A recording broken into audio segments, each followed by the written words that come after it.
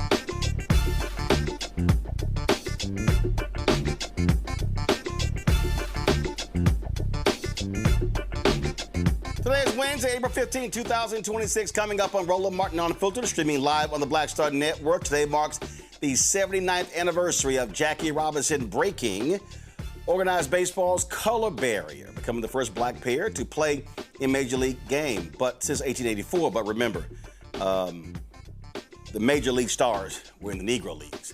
We're celebrating Jackie Robinson Day. Not only will we be sharing with you Howard Bryant's interview I did with him about his book on Jackie Robinson and Paul Robeson, whose birthday was April 9th. We also will share with you when we covered 3 years ago the opening of the Jackie Robinson Museum. Also, what's happening tonight, Roy Wood Jr. is hosting a live discussion with Howard Bryant about that book as well. So lots to talk about.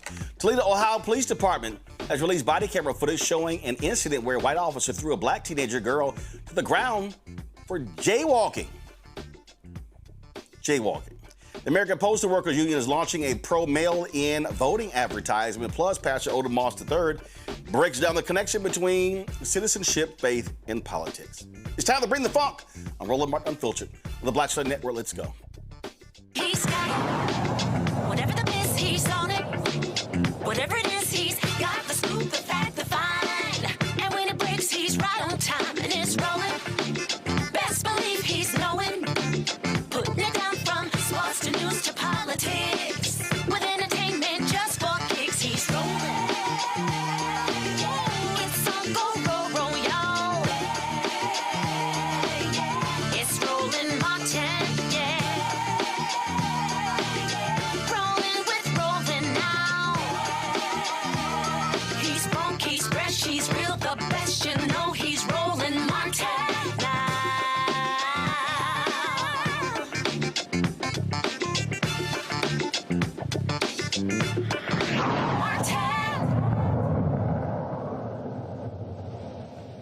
City leaders in Toledo, Ohio are demanding that charges be dropped after a 15-year-old girl was forcibly thrown to the ground Friday by a Toledo, Ohio police officer. Y'all, she was jaywalking. Cell phone video of the incident shared on social media by the girl's mother appears to show police questioning her before the situation escalated, resulting in her detention. On Tuesday, the Toledo Police Department released body camera footage showing the interaction between the officer and the teenage girl. The officer claimed the teen spat on him during the incident.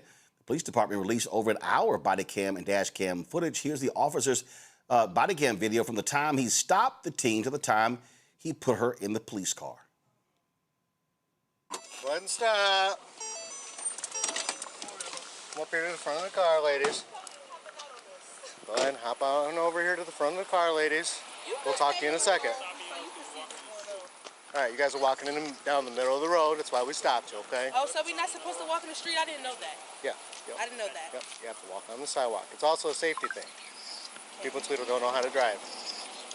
Okay? How old are you guys? Y'all are in the middle of the street. Y'all are in Toledo. Y'all know how Toledo people drive. I don't even live here. You're pretty bad. Well, I live in Indiana. I'm just down here visiting my friends. Okay? How old are you guys? 15. Have you always said it? Are you a resident? Sorry. You got ID on you? How old are you? 18? You don't have an ID on you? Oh, my. Any of you guys have IDs on you? No, I mean, I have my school ID at home. I don't know. Like. You ladies live around here? No. All right, well, I need names. What's your last? Let me call my mom, please. Let me get your last name. You. I understand the issue. Just pulled us over. Basically, we just walked. First name. All right, first name. Why is my mom not answering? First name. I'm gonna ask you one more time, and I'm gonna take your phone and put you in handcuffs. Who are you talking to? Your first name. I just told You do without the attitude. You just gotta answer my questions. What's your date of birth? Why is my mom not answering? I don't understand Your the birthday. issue, though. Call your mama, what the heck? And what? Or I'm about to call my dad, somebody. Be running for it. What's your birthday? To what year? Talk to them for. We're minors. That's what I'm like. All right. You don't want to answer questions. What is your guys' like? What is his issue? I'm asking you. Get your hand out of your pocket. Don't resist. 018. You better stay back. Stand back. Don't do that! What?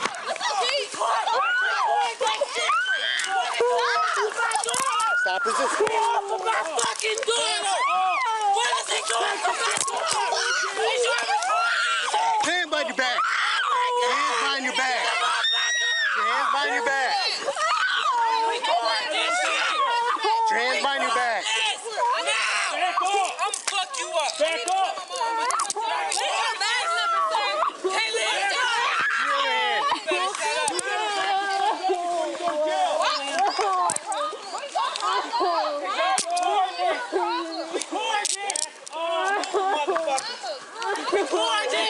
Stand up.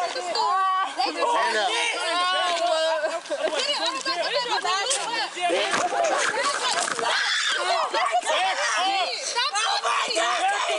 You spit all over me. Keep him coming. Step up. Stand up. Stand her up. Stand up. Oh my God! Don't spit on me again. My baby is the girl! Oh my God! Back up. It's on coordinates! Oh my God! Fuck you! Y'all got that badge number? Folks, she was charged with resisting obstruction and harassment with a bodily substance, charges that she denied in court on Monday. The officer has since been reassigned. This is WTVG-TV's website. This is what City Councilwoman Venice Williams said, quote, "I saw the dash cam. I heard the baby cry out. Go to my iPad. This officer should not be on the streets. I feel for his safety and our safety. This is not me saying that the police are not needed in our community. We need you to work with us to save our babies and not beat our babies. I want all the charges dropped for this young lady, all of them, because this could have been prevented." My panel, Robert Patillo, civil rights attorney, the Patillo Law Group out of Atlanta, Rebecca Carruthers, president and CEO, Fair Election Center out of D.C. I have no idea why she's wearing that trash today. I don't know what the hell she's doing wearing a Cowboys hat on Jackie Robinson Day. Lord have mercy. Brian Shapiro, he is the host of Pushing the Limits. Glad to have y'all here. Robert, this is the sheer stupidity. This is real simple. Ladies, you're walking in the street. I need y'all to walk on the sidewalk, okay? You're not allowed to walk in the street. That's it. There was no need to give names and birthdays and stuff along those lines.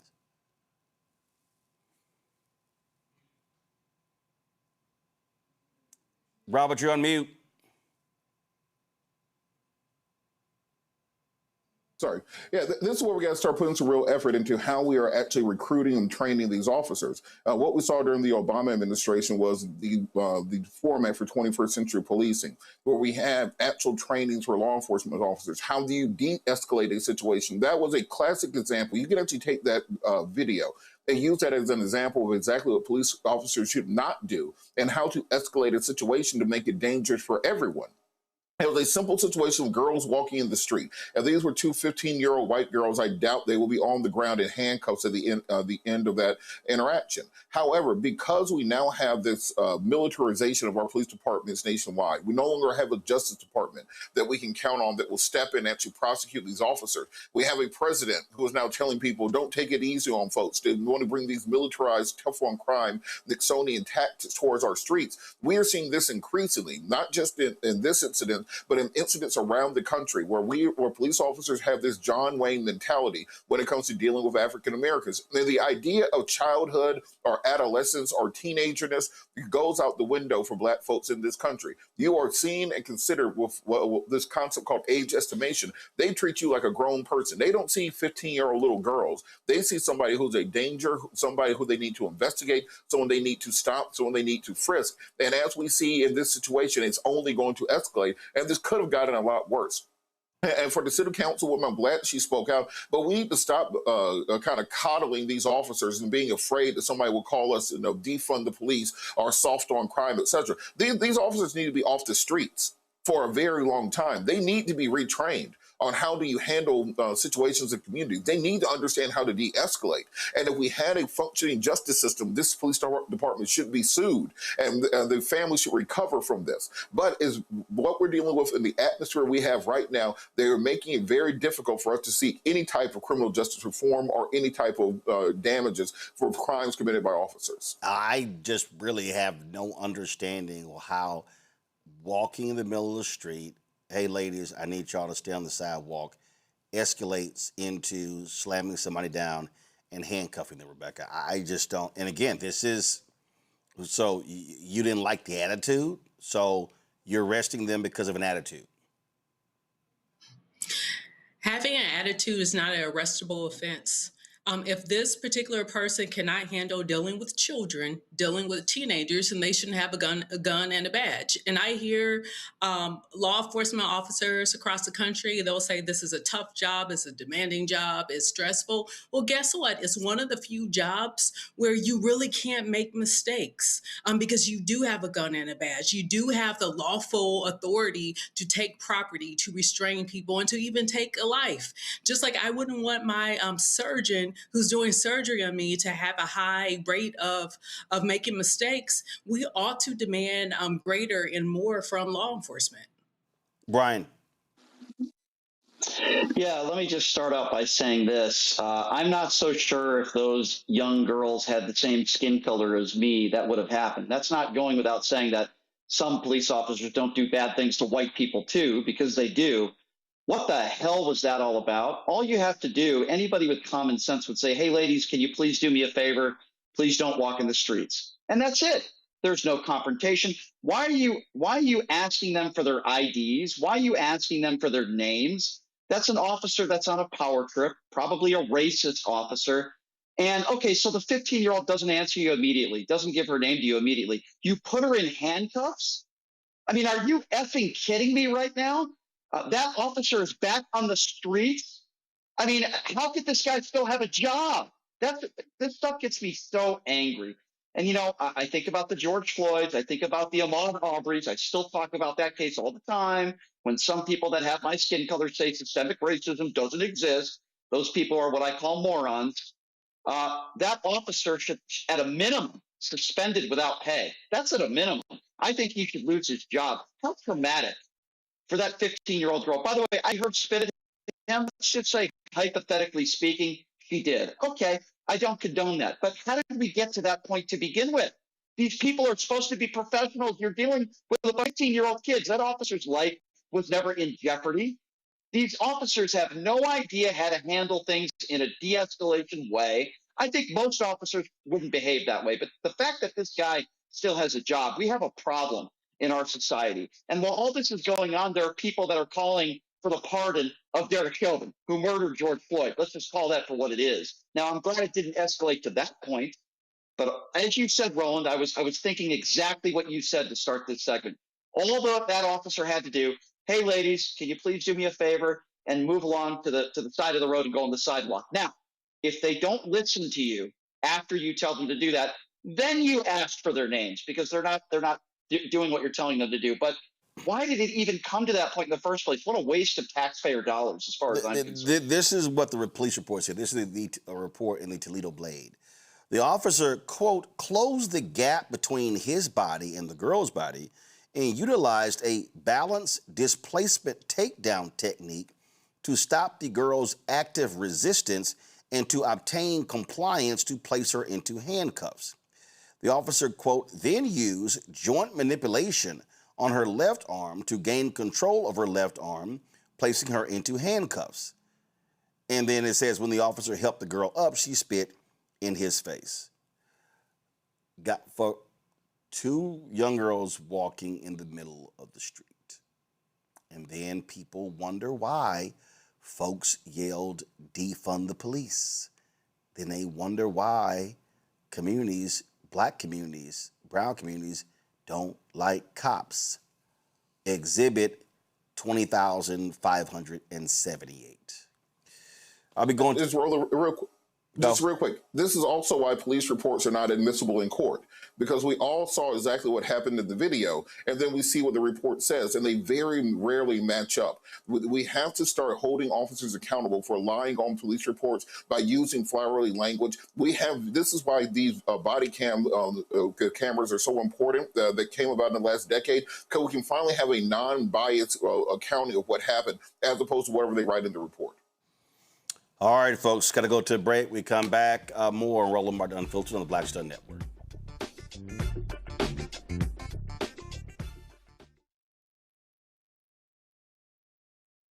MAGA Republicans ended diversity programs, cut funding for black students, and fired federal employees. And they won't stop there. Now, they've redrawn congressional maps so that they can rig the November elections. But we have the power to stop them. By voting yes for fair elections, we have the final say on who represents us in Congress.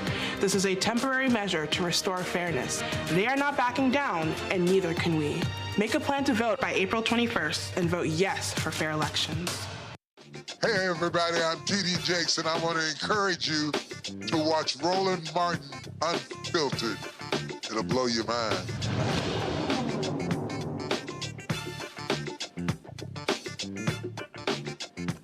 A major U.S. Postal Service union has launched a national TV ad campaign promoting voting by mail. The 30-second ad features various voters, including a busy farmer and a flight attendant who shared their reasons for voting by mail. Sponsored by the 200,000-member American Postal Workers Union, the advertising campaign will begin airing in Ohio this week. The state is historically significant because Union Army soldiers cast the first mail ballots there in 1864 during the Civil War. The campaign will then expand to other states. Take a look.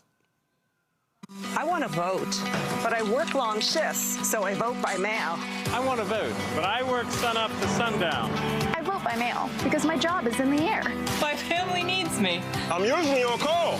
It's hard for me to get there. I'm stationed far from home. I'm away at school. We trust voting by mail. It gives us time to decide. I vote by mail because I know my vote will count. Vote by mail. Keep it. Protect it. Expand it.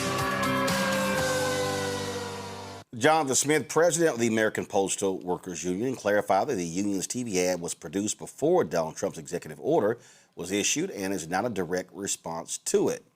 But it damn sure is needed, Brian. Yeah, I look back at, the election that took place in 2020. And when I go back to 2020, I think of, mail-in balloting and, what Donald Trump told his supporters not to do was to mail-in ballot. And then we fast forward to today. Donald Trump just had a mail-in ballot himself in Florida. He's telling his supporters that it's nothing but fraud. Don't do it. They're going to rig the election. He mail-in balloted himself, okay? The fact of the matter is, and Roland, you know this, there are people at a certain age that find it difficult to get in their car. Maybe they don't have a car. They don't have the ability to go to a voting booth and to vote. So they need mail-in balloting just like we desperately needed it during the global pandemic. But Donald Trump continues to lie about election fraud. Donald Trump continues, and it continues to be an attack on our democracy. Everybody should be allowed to mail-in ballot anytime they want to. There's no evidence of widespread voter fraud or Democrats rigging any elections for any reason, especially mail-in balloting. It is a ploy for Donald Trump, not only in the midterms because he knows it's going to be a Republican bloodbath, but it's also a ploy to try to steal the 2028 election.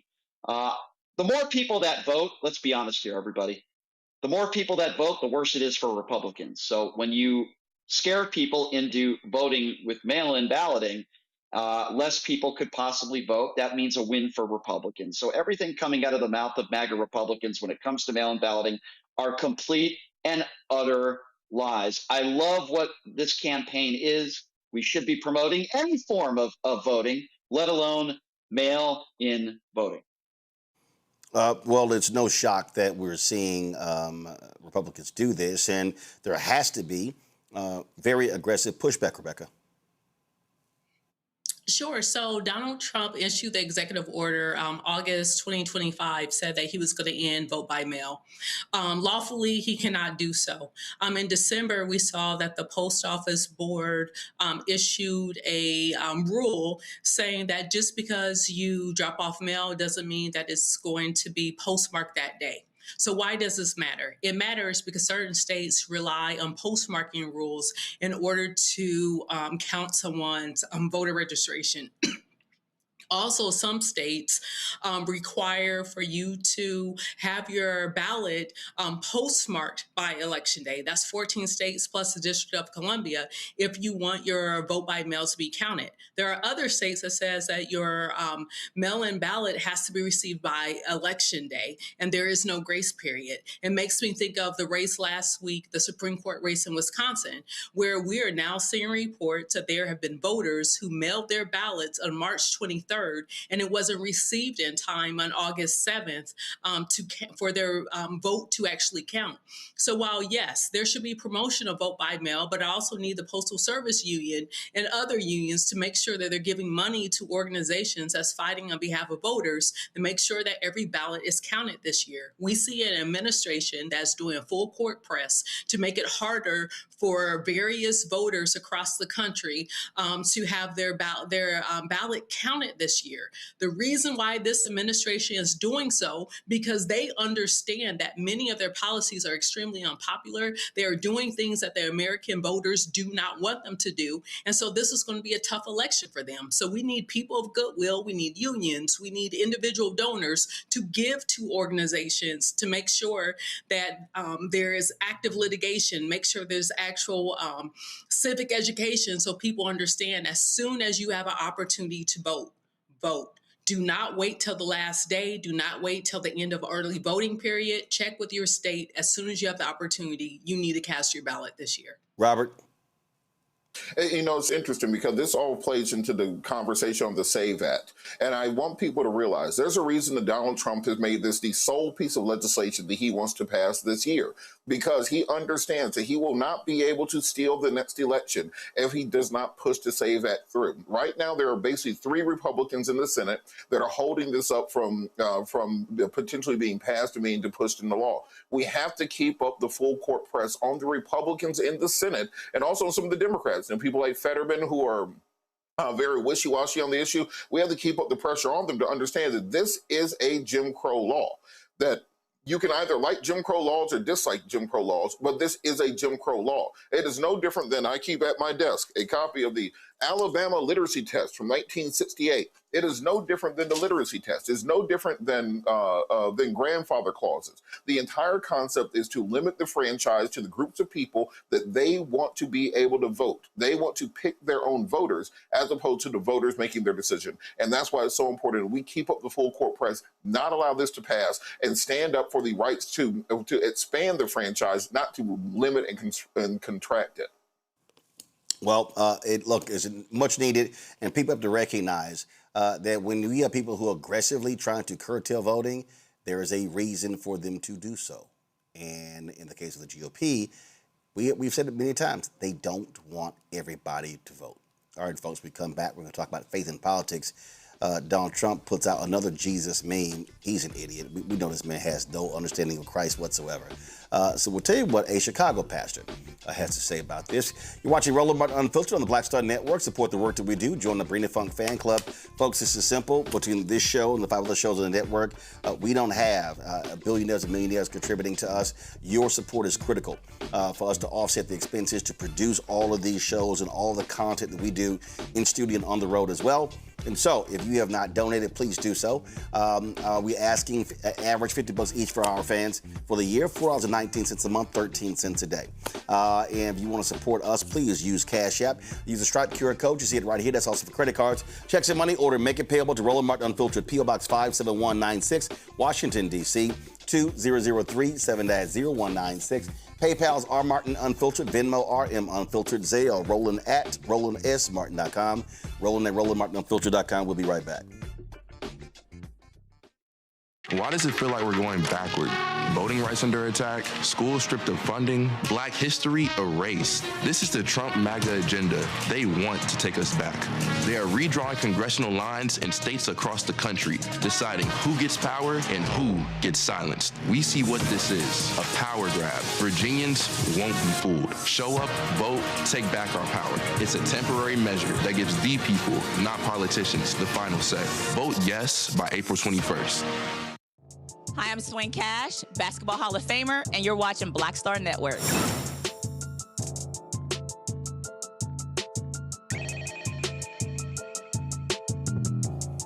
We keep telling folks there's a connection between citizenship, faith, and politics. Reverend Dr. Otis Moss III, senior pastor of Chicago's Trinity United Church of Christ, connected it all in under 5 minutes. Check out what my alpha brother had to say. I recently heard a young Black man make a statement stating that he does not do politics, and then went on to say that he does not vote. It pained me to hear a person who benefits from our ancestral struggle claim he did not vote because it does not make a difference, according to him. This young man stating this ignorance with his full chest. Voting does not make a difference. Black people have only been full citizens in this nation since 1964, the year the Civil Rights Bill was passed. This act ended legal state-sanctioned segregation. This act was part of a long battle that began when we arrived in this country. And for the purposes of this 5 minutes, I want to highlight several cases that shaped this battle. In 1857, the Dred Scott decision stated no Black person had any rights a white person was bound to respect. This legal decision effectively stated Black people were not citizens of the United States. Even if born free, we were not fully protected nor seen as human. In 1868, the 14th Amendment was passed. All persons born or naturalized are subject to the jurisdictions thereof. In other words, citizens. But the Confederacy and those descendants of the Confederacy wanted to find a way around this amendment. In 1882, they passed the Chinese Exclusion Act. No person from Asia could come to the U.S., and those who were already here could not be citizens. This was the argument that was used to create in 1896 what we know as Plessy versus Ferguson, separate but equal. The work of Black, Native American, along with Asian people led to the 1943 repeal of the Chinese Exclusion Act. This victory provided legal and organizing energy for the Civil Rights Act of 1964 that gave us full citizenship. This timeline is about faith, moral courage, and politics. Politics literally means the affairs of the city. For those who say they don't do politics, to choose not to vote and not to be informed is to give your power to people who want to take your rights away. The Supreme Court recently heard a case from this administration that seeks to appeal or to reshape a portion of the 14th Amendment and put back in place a portion of the Dred Scott decision and the Chinese Exclusion Act based on their legal argument. Thankfully, most, let me say it again, most, not all of the Supreme Court, those on the Supreme Court, sounded annoyed and skeptical of the Trump administration's case to take away birthright citizenship. This is why we are called to do two things. Stay informed, not through a headline or your phone or social media, but do something, let me tell you right now, so revolutionary, so dangerous, so subversive it could get you in trouble. Read a book.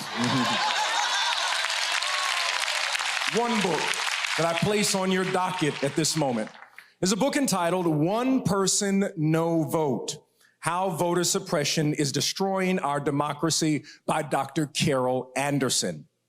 The second thing that I ask is require anyone of age who lives in your house to be registered to vote.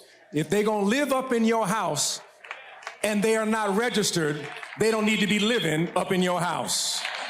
If you're not registered, you can't sleep here. Let's get ready for November, not in November. Let's get ready for November right now. The sentiment that that brother was speaking about, that Reverend Otis Moss laid out and critiqued, is one that I often hear. And what really gets on my nerves, Robert, is when I listen to these black folks, and a significant number are black men, who yell tangibles, tangibles, tangibles. But then when you begin to say, okay, I want you to define that agenda, they only seem to say reparations. And when you ask, well, how are you going to get the votes, then they really can't go from there. And I challenge them all the time on this idea that, so if you don't get something before the election, then you're not going to vote, when the person you're asking of it can't actually give it to you unless there is a vote by the body, whether that is the city council, the school board, the county commissioners, the state legislature, or Congress. And the problem that we have now with all of these people with cheap microphones is that they can yell, holler, and scream on social media, on podcasts, say a whole lot, but say nothing at the very same time. And look, on that point, when we talk about tangibles, tangible things for the African-American community, if you don't think that Biden delivered you tangibles, if you don't think Obama delivered you tangibles, if you don't think Clinton delivered you tangibles, then what the hell is Donald Trump overturning? What are all these executive orders getting rid of if we haven't had any tangible things? Why are there now between 300 and 500,000 African-American women who are either unemployed or left the workforce as a direct result of what President Trump did? Why are we seeing college admissions for African-Americans, particularly in Ivy League schools, plummet as a result of the Supreme Court decision of taking away diversity, equity, and inclusion programs? Why are we seeing military leadership being purged of all black leadership? We went from Lloyd Austin being the defense secretary to the weekend host at Fox and Friends, and they called that merit-based. So if you don't think these people are delivering for you, if you don't think you're getting anything out of it, then what the hell were all those executive orders that Donald Trump signed to get rid of those things? What was Doge cutting if there was nothing to be cut? And why are we seeing African-American unemployment tick up at a rate double what the overall unemployment rates are doing? Why are we seeing our communities being divested in, particularly educationally, as the Department of Education has decided they're going to shut down because the lady from wrestling is in charge of the Department of Education? Why are we seeing fewer and fewer African Americans in air traffic controller positions? Because they put the guy from Real World versus Road Rules Challenge that was charged of the FAA, and the first thing they did was get rid of the black employees. So if you don't think tangibles are being delivered, then you may be not reading deep enough in to see what those tangibles are. And I do think there's a responsibility on the side of the Democrats to learn from what President Trump is doing and has done. He hired a bunch of TV personalities and actors so that no matter what he does, he can send them out to every cable news show, send them out to every podcast, send them out to every corner of social media to yell about and crow about everything that that they have achieved or done and put their own messaging out there. Democrats should have been doing that exact same thing with the Civil Rights Division of the Justice Department under Joe Biden, the work that was being done there. When you look at student loan reform and how that has affected the African-American community. Look, Joe Biden will eternally be, and for the rest of my life, the best president in American history because he got rid of my law school student loans. If that's not a tangible for people, I don't know what that tangible would be. So when we start talking about these things, one, the party has to do a better job of articulating to people exactly what they have done. But two, we have to stop taking our information from the back of a Cracker Jack box. You have to dive in there, dig deep, Find out what the policies are and look how they've actually been implemented to benefit you, because we're seeing that taking place on the right now, as many of the Megyn Kellys and Tucker Carlsons and Nick Fuentes and Alex Jones are saying that Donald Trump is not delivering on the tangibles for him, and they're holding his feet to the fire on it. We can hold feet to the fire, but nobody on their side is saying we're going to sit home, we're not going to vote. They're trying to change the actions of the people in office, not simply say we're going to let someone else decide our future. So here was this this interesting tweet. This is by someone that follows me. I'm not sure if this person is real, Rebecca. This guy tweeted, President Biden won in 2020, no tangibles that he actually promised signed in law. Not a effing thing. Maybe the Democratic Party should have come with some tangibles. See, again, Rebecca, when they throw out tangibles, it's only one thing they're talking about. That's it. That's all they're talking about. Like this person here. So he posted, if the Democrats are not ready to put reparations now on the table after we have been voting for them faithful for over 60 plus years with no tangibles, I think it's time to let them go. Okay. But how are you going to get it passed? And whenever I put that out, it's amazing how people can actually go to the next step. But thinking, well, let me just make the statement. And so the issue also is that when you do say, remember there was someone who was in chat yesterday, oh, don't come with that general stuff. No, this person said, I'm asking for something that is only for black people and nobody else. And then, of course, you got to explain to them how politics actually works. Rebecca, your thoughts? You know what, Roland? Dr. Carr once said on the show that you cannot use the tools of white supremacy to gain Black liberation. And the reason why I mention that is people have to understand, where did this whole thing about tangibles come from? Was it a psyop that people got hooked into? Look, Black people since the beginning of this country and before this country even convened and have demanded rights in North America on this land. And so the idea that there are things that we're asking for our humanity, and we're no longer asking for our humanity, we're demanding our humanity. We're also asking for reparations, yes. However, there is a whole plethora of policy. Reparations is more than just getting a check. Reparations is also having reparations through the tax code policy. It's also making sure having access to education and housing, the ability to pass on generation from generation wealth without it being stolen through the color of law. Reparations is more than just receiving direct money. It does include receiving direct money. I want to make that clear. But one thing I would ask is, if we're talking about tangibles, why are we just focusing on one party? Why are we just asking the Democratic Party? Why aren't we asking every major American party to deliver on this particular issue? After all, this is a systemic issue. The need for reparations is because of systemic failure and exploitation, sex trafficking and human trafficking through the lens of the transatlantic slave trade. And so if we're going to talk about this thing, then we need to talk about this thing. But just saying, oh, tangibles is starting to sound like a psyop. We understand that there is Black consciousness, and we understand that there is Black literature and research on this particular issue. But what we're seeing online, sometimes it is bots. Sometimes it's people who are well-intentioned, but we have to understand that if we are going to demand this, it doesn't make sense that we will only demand it from one party when there's two major parties in this country. This back and forth, Brian, is to me the reason I think it's nonsensical.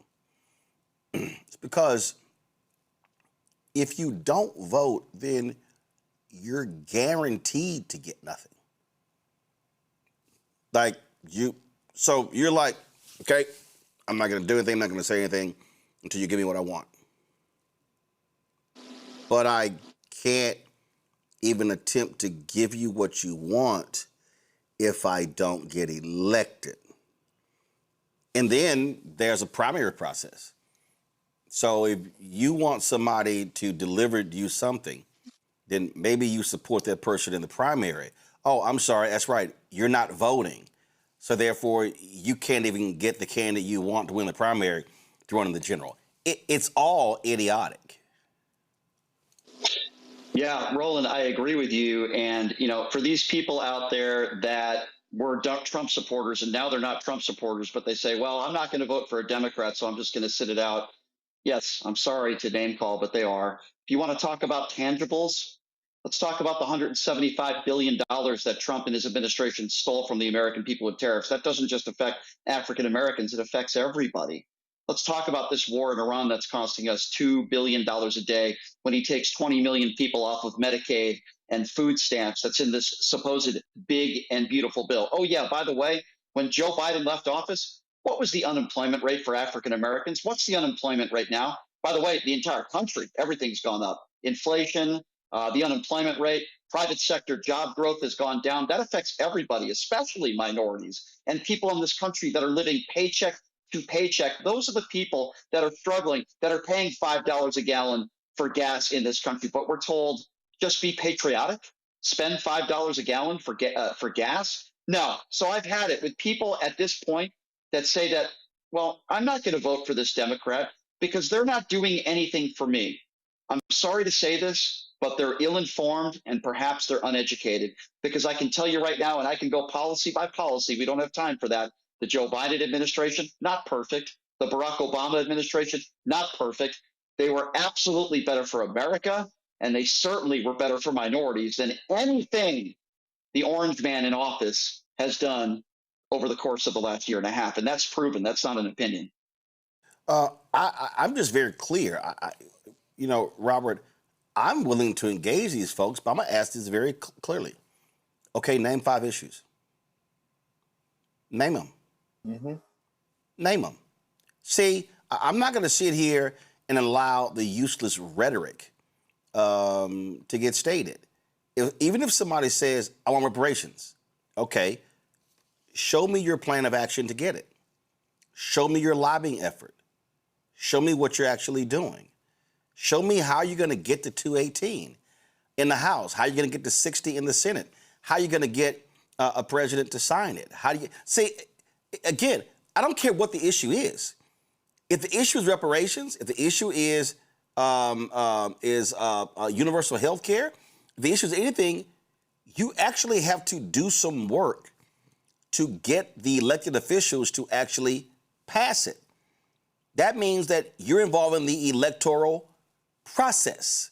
And this idea that I'm just going to sit out, or the silly thing, well, they're just two, I'm not going to choose between the lesser of two evils. Well, I'm just letting you know, one of them is going to win.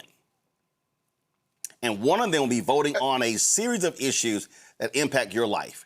So you might want to recognize that reality. And look, this lesser two evils argument is silly. We are in a two-party system. If you do not like the party, then you have to reform the party. Remember, the way that the MAGA movement arose was you had the old school Republican Party. You had the Ronald Reagan, John McCain, Mitt Romney version of the Republican Party. And after Barack Obama beat them, you had the rise of the Tea Party, because they were far more radical and extreme than that old version of the Republican Party. And they felt that they needed to change and take over the party. 2012, 2010, 2012, they were the crazy, wild people. By 2014, they started winning office. By 2016, they were in the White House. And now here we are 10 years after that. Then the MAGA movement is now a more extreme version of that Tea Party. And that is the entirety of the Republican Party. So if you're saying that the Democratic Party isn't doing enough for you, then follow that blueprint and take over the damn party. Look, elections are a multi-billion-dollar industry. If anybody who's worked in elections and campaigns understands that it is a science at this point in time, that these races are calculated down to the block, sometimes to the household on a block, that you count your votes before you even get there. Then it's all about turning out those votes. And then once those people get elected, it's about making sure that you can whip those votes and get the legislation passed. The lobbying industry spends tens of billions of dollars a year on the state, local, and federal level to get the legislation they want passed. And you were talking about the litigation in the court system. Billions of dollars goes into litigating cases all the way to the Supreme Court to ensure that you can get the outcome that you want, and then to make sure that you can get the people on the Supreme Court that you want to be there. Heritage Foundation, All these other groups have been working for decades to get something like Project 2025 written, put into place, and then to build a political apparatus around it to actually get it implemented and to create the legal environment, the court system that can actually make it be sustainable. So this idea that we're just going to say, I want reparations, and somebody's going to like show up with a check and a Cadillac, I mean, you got to put the work in. If you want it to happen, that means you're going to have to fundraise hundreds of millions of dollars. You're going to have to build a nationwide apparatus around it so you can get people elected on the state, local, federal level. Then once those people are elected, you're going to have to write legislation. You're going to have to whip those votes. You're going to make campaign contributions. It is work to be done. So simply saying, well, they didn't give us reparations because because they don't care about us. No, politics answer the question. First day of political science class, they tell you politics answer the question of who gets what when. And then when you get a graduate degree, where and how. So when you're talking about who gets what when, you're talking about the distribution of finite resources within the society. So just as you want resources for your community, the defense industrial complex wants it. The Israeli lobby wants it. The feminist groups want it. The environmentalist groups want it. Every group wants their piece of the pie. And if you're not getting what you want, that doesn't mean you check out. That means you double down and you outwork everybody else to get it done. And until you're willing to do that, then this is just nascent online chatter until you're willing to make it happen. All right, folks, let's talk about Trump's absolutely pathetic Department of Justice. They have filed motions to vacate the convictions of several high-profile defendants involved in the January 6th Capitol insurrection. The filing, submitted to the Court of Appeals by the United States, seeks to vacate criminal judgments against identified members of the Oath Keepers and Proud Boys, most of whom were convicted of seditious conspiracy. Oath Keepers founder Stuart Rhodes is referred to in the filings. Rhodes was convicted of plotting to oppose by force the lawful transfer of presidential power when Trump lost the 2020 election. He was sentenced to 18 years in prison for seditious conspiracy and other charges. Tuesday's filing also asked to dismiss the indictments with prejudice, meaning the charges will be permanently dismissed and cannot be brought again by the government. Brian, it goes to show you how Donald Trump will do whatever he wants to protect these thugs, these domestic terrorists. And many of these people have gone on to actually commit other crimes, including being child predators. Yep, that's true. Roland, this gets my blood boiling. First of all, we had about 50 people that were convicted. Half of those people, violent criminals who Donald Trump called hostages and patriots. Some of those people beat police officers with their own batons. Brian Sitnick died the next day. 140 officers were injured. Some of those officers have traumatic brain injury. And as we see this footage that I'm glad you are playing right now, people on the right say, oh, no, that didn't happen. It was a tourist visit. So it doesn't surprise me that the Enrique Tarrios of the world and others are getting full-blown pardons. And some of these people, as you mentioned, are now back in prison. This gets me sick to my stomach, and the word is hypocrisy.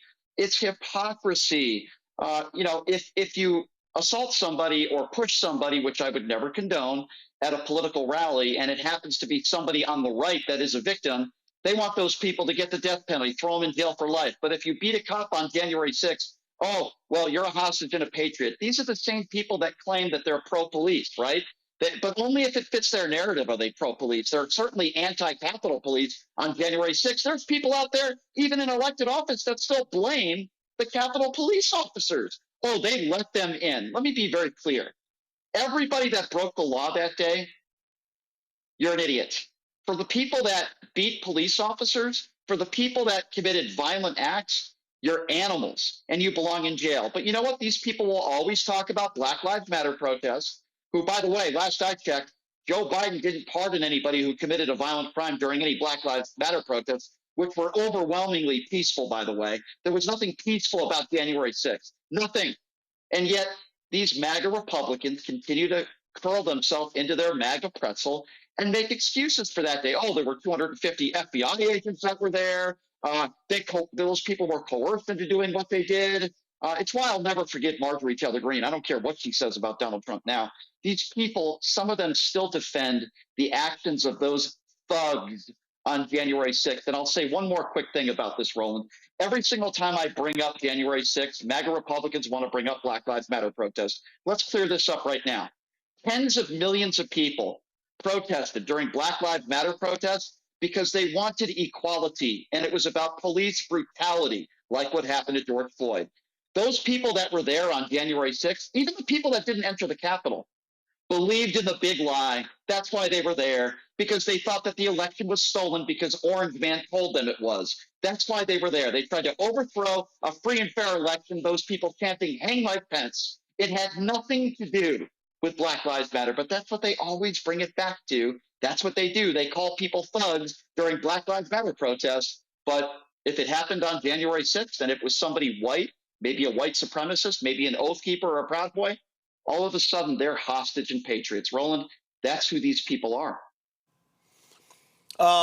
He has pardoned people who have committed fraud.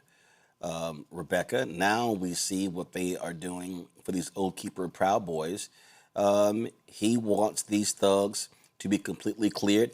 And I wouldn't be surprised if these fools then try to use taxpayer money to give to them because how badly they were treated.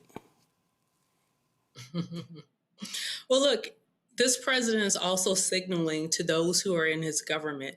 Like, we've heard reports around DC that he's telling folks that he's going to issue folks in his government a blanket pardon so they won't have to face accountability for the various things that they're doing currently in this administration.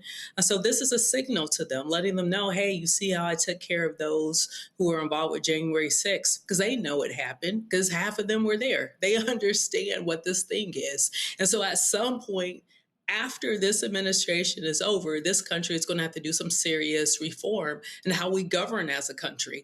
Do you actually want a president who is acting as king, who is encouraging people to do unconstitutional things, and for those people not to face consequences? And you know what? I would not be surprised if we're going to have a future of tribunals and justice commissions going over all types of things that are happening in this administration. I mean, just think about it. When you have people who have been physically removed from their homes or from the streets in Minnesota, and then they're turned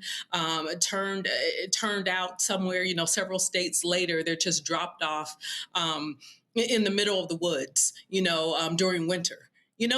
Those are things that should not be done in this country. Those are things that aren't constitutional. Those are things that are criminal. And he's using the apparatus of the government to do things that, in my opinion, are largely unlawful. And so there is going to be accountability. And I don't care if you are working in this administration and this president or his flunkies have intimated to you that you'll be fine in the future. You're not going to have to face consequences. Don't believe that. Robert? I think on the exact same point, one of the things we have to really realize and think about is the fact that these people who were pardoned by President Trump, these January 6th protests, or not protesters, but rioters, many of them went on to molest children. And when you talk about the political right, and they talk about how they are so against everything and how they want to protect children, think about the children that have been abused and molested because Donald Trump gave these people pardons. And the fact is that, just as Rebecca said, Donald Trump is setting the stage for, if he does not want to leave office in 2028, he's letting everyone know, look, you'll be fine. I'll pardon you if we have to overthrow this thing. Don't worry, the law does not apply to you. Whether you're in the cabinet, whether you're a supporter, that I will have a blanket pardon across the board before I leave office, that we need to overthrow this government and keep me in power, we will do so. Part of the reason they're kicking so hard on this SAVE Act is they realize if Democrats get the gavel back in the House and the Senate, then we're going to see real hearings. We're going to see judiciary hearings. We're going to see foreign affairs, intelligence hearings. And these people are going to have to come in and testify under oath as to exactly what happened and who was involved. And this is what they fear the most. They do not want sunlight to be shown upon the things they have done.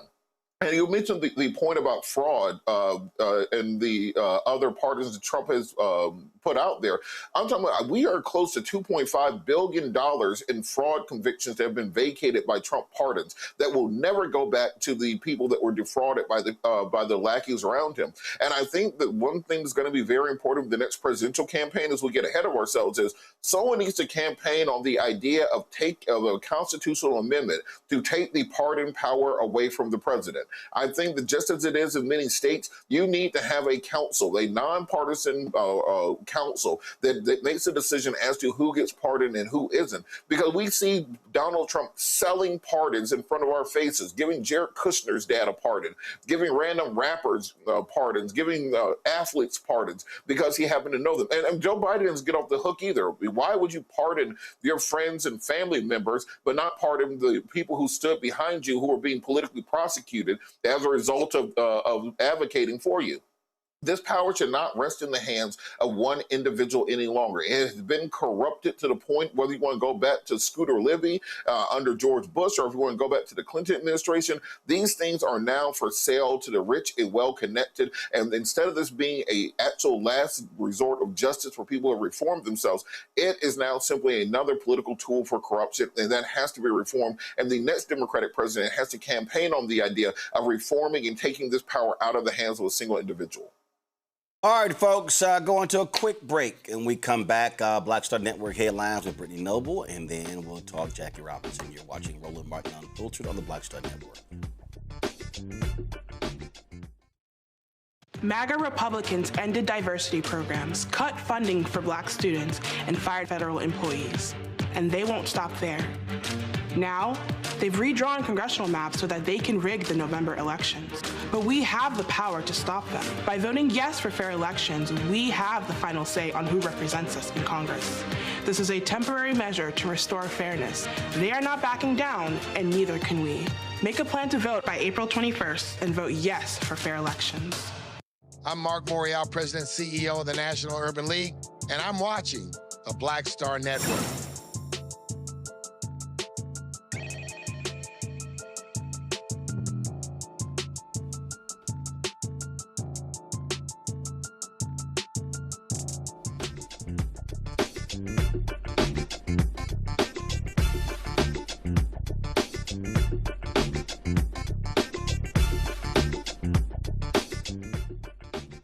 All right, folks, time for Black Star Network headlines with Brittany Noble. President Donald Trump once again denied Colorado Democratic Governor Jared Polis's request for assistance for those affected by wildfires and flooding. The governor's request came after wildfires scorched over 240 square miles in western Colorado and severe flooding impacted the southern part of the state. The request included federal assistance for debris cleanup, rebuilding damaged infrastructure, and investing in hazard mitigation to better protect communities. Although FEMA evaluates damage based on a specific formula, disaster declarations ultimately rest with the president. Concerns are growing about the influence of politics in these decisions. An analysis by the Urban Institute found that nearly 84% of disaster requests from states that supported Trump have been approved during his current term, while only 42% of requests from states that backed Vice President Kamala Harris in 2024 have been approved. California's Black Infant Health Program is the target of a racial discrimination lawsuit. Erica Jimenez filed a federal lawsuit accusing the state of illegally cutting her and other non-Black mothers and young children off of the state health benefits and support. Well, the lawsuit actually aims at the program and the laws passed by the California state legislature to enact and fund the racially inclusive initiative. The lawsuit specifically accuses the state of violating the rights of Jimenez and other non-Black mothers and young children to equal protection as guaranteed under the clause in the U.S. Constitution's 14th Amendment. They also claim that the program violates federal civil rights laws prohibiting government discrimination on the basis of race. Jimenez is represented in the action by attorneys from the nonprofit constitutional legal advocacy organization, the Pacific Legal Foundation. The lawsuit names the California Department of Public Health and its director, Dr. Erica Pan, as well as the LA County and Pasadena Public Health Departments and their directors as defendants. Black parents of a teenager from Indianapolis, Indiana, are still waiting to see if a police sergeant caught on video threatening their son during a traffic stop earlier this year will face disciplinary action. On February 6th, 17-year-old Travion Taylor was pulled over for failing to signal a lane change. He and his 3 passengers had just left an anti-ICE protest at a nearby high school. In a video captured on his phone, one of the officers ordered the teens to exit the vehicle because they could smell marijuana. And during the encounter, Sergeant John Waters is heard saying, "I will effing kill you," as he forcibly removes him from the car. Waters later explained that his aggression stemmed from seeing the teen reach for what he believed could be a weapon. One of the passengers was subsequently arrested for possessing a firearm. However, Travion's parents say he complied with the officers and have filed a complaint against Sergeant Waters. The Citizens Police Complaint Board held a hearing regarding the incident and will ultimately make a recommendation to the police chief on whether Waters should face any disciplinary measures.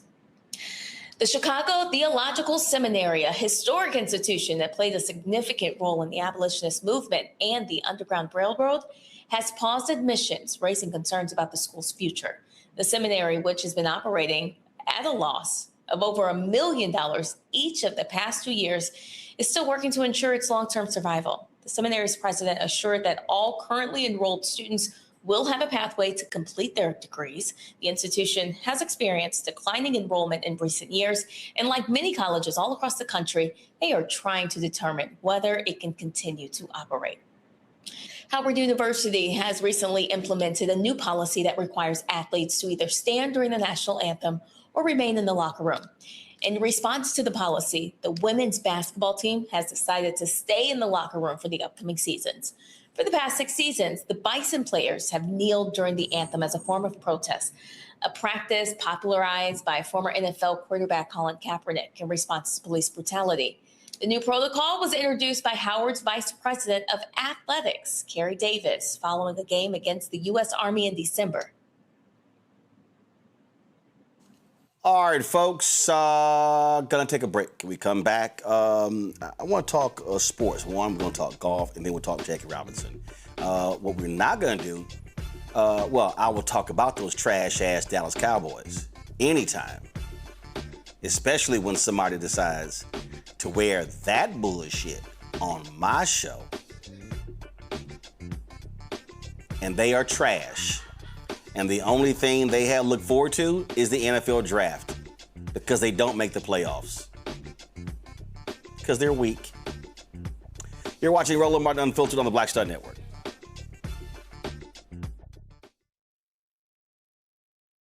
Why does it feel like we're going backward? Voting rights under attack, schools stripped of funding, Black history erased. This is the Trump MAGA agenda. They want to take us back. They are redrawing congressional lines in states across the country, deciding who gets power and who gets silenced. We see what this is, a power grab. Virginians won't be fooled. Show up, vote, take back our power. It's a temporary measure that gives the people, not politicians, the final say. Vote yes by April 21st. Virginia, we are counting on you. Republicans want to steal enough seats in Congress to rig the next election and wield unchecked power for 2 more years. But you can stop them by voting yes by April 21st. Help put our elections back on a level playing field and let voters decide, not politicians. This is the responsible thing to do. Help us chart a better path forward, Virginia. Vote yes by April 21st.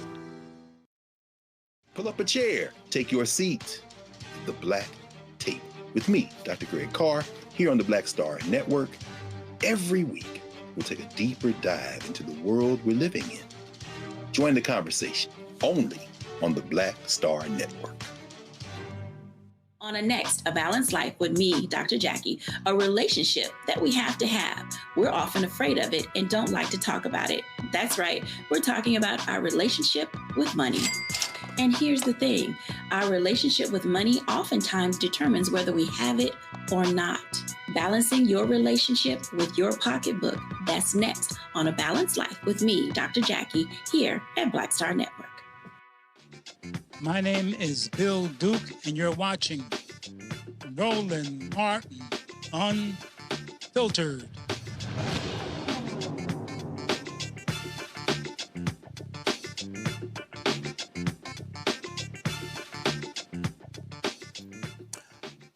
4 years ago, when the Saudis announced they were forming Live Golf, people lost their ever-loving minds.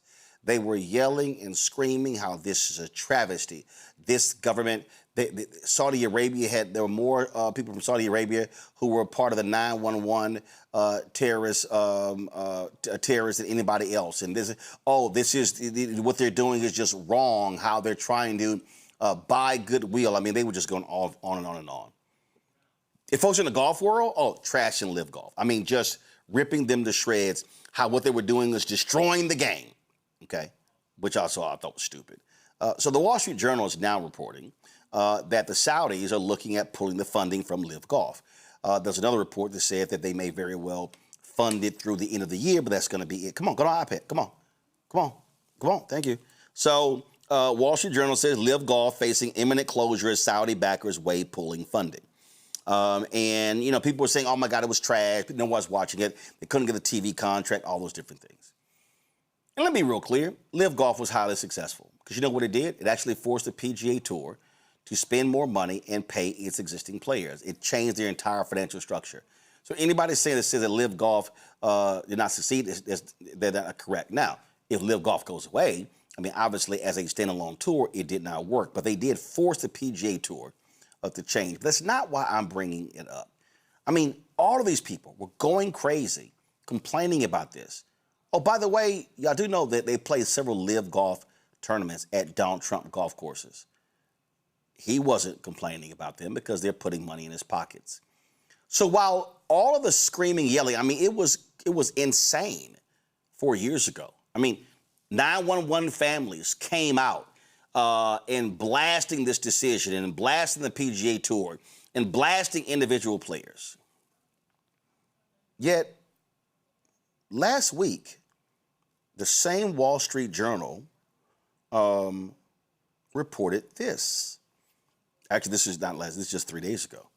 Sorry, it was last week. Today is the 15th, April 6th. Gulf funds agreed to back Paramount's $81 billion takeover of Warner. Commitments from Middle East entities will help offset costs for the Ellison family. So if you scroll up and you read this story, what you will see right here, wow, Saudi Arabia's public investment fund has agreed to provide roughly $10 billion of the nearly $24 billion to Paramount, run by David Ellison, the son of billionaire Oracle co-founder Larry Ellison, who both are in bed with Donald Trump.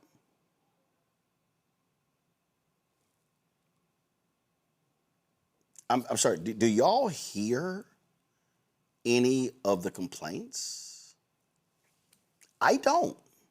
It's amazing how silent people are. Like, they're saying nothing. Now, they were going crazy about the Saudis' funding of golf tournament. But they're saying nothing about the Saudis being a part of a consortium that's providing $24 billion for an entertainment company. Remember when they said, oh, this is them trying to buy goodwill for their, to explain away Khashoggi and all that. Remember all of that? But y'all notice how silent people are. I'm not sure. I don't understand what's going on here and why the same people are so incredibly silent right now. It's amazing to me. It's amazing to me how you don't hear all the criticism. Oh, they were talking about federal investigations of the Saudis for funding Live Golf. Do y'all hear anybody calling for federal investigations of the Saudis for being a part of a $24 billion consortium? No, I don't think so. It's just amazing how you don't see it nor hear it. But that also got me to, when I saw this, I thought it was pretty interesting. Dave Chappelle sat down with Michelle Martin of NPR. And she raised the issue to him when he performed in Saudi Arabia. Listen to what Chappelle had to say.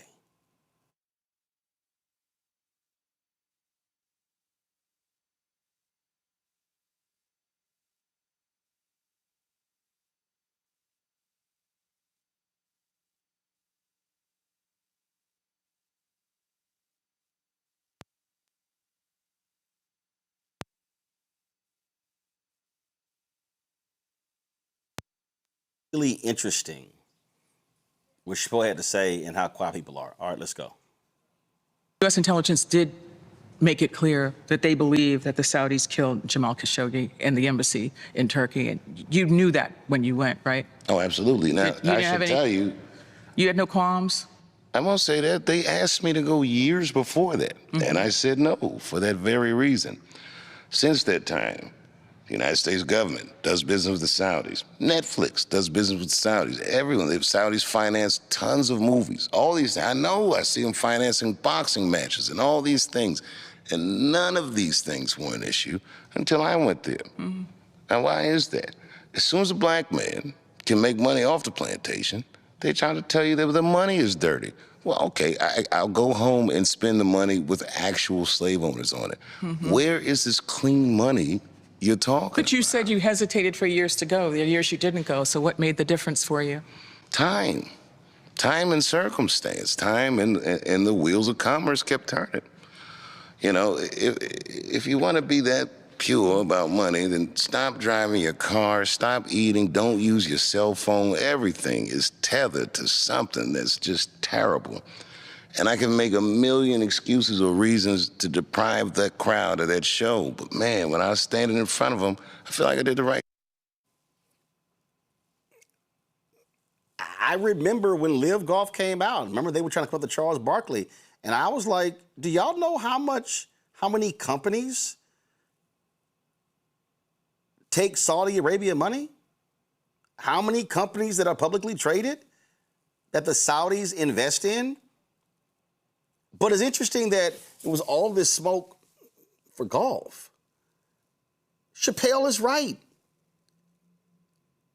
Chappelle is absolutely right. America, American companies, the American government, we do business with the Saudis.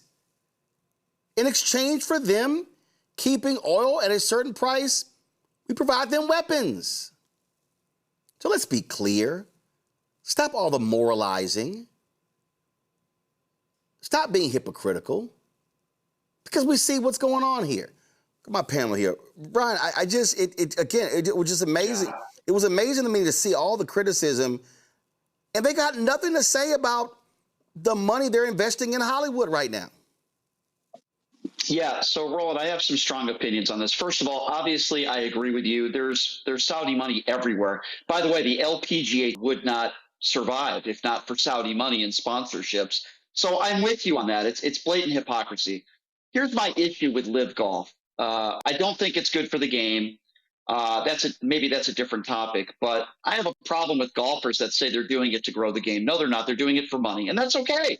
Dave Chappelle went over there. He did his thing. I didn't criticize him for it. Make your money, Dave. You're a great talent. If Live Golf wants to pay you a couple $100 million like they did with Phil Mickelson, who am I to say you can't do that? Yeah, the Saudi government's done some really bad things. But as you correctly pointed out, and as Dave Chappelle correctly pointed out, there's Saudi money everywhere, everywhere in this country. Like it or not, it's there.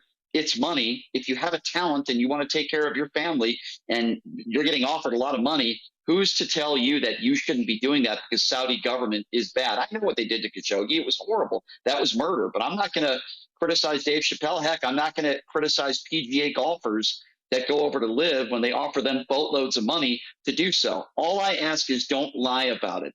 Don't look at us in the camera and say, I did it to grow the game of golf. No, they didn't. They're lying. They did it because they did it for the money. And guess what? I'm not going to criticize them for that. That's my only thing that maybe we might disagree on a little bit, Roland, but I totally agree with you with what you're saying. It's hypocrisy. There's Saudi money everywhere outside the world of sports. Look, listen, people have their own motives. I went to a live golf tournament in Indianapolis. There were a lot of people who were actually there who never even been to a golf tournament before. Okay? When I went to the fan zone, because bottom line is I've been to PGA tournament stops, and frankly, they're boring if you're not really a golf person or if you're not an adult who's just drinking. But that's neither here nor there. I get it. The problem that I have is I just remember, Robert, all of this energy. I mean, Congress, we need to investigate. I mean, it was insane. And I'm sitting there going, oh, so now the Saudis are going to dump billions into, they're going to dump $14 billion into David Ellison's, right-wing media companies. Like, all right, no big deal. Where's all the MAGA people? Where's all of the America First people? All of the people who were like, damn the Saudis. Where did all those folks go? It's amazing how quiet they are now. Well, Roland, in the words of the great prophets, Wu-Tang Clan, cash rules everything around me, cream.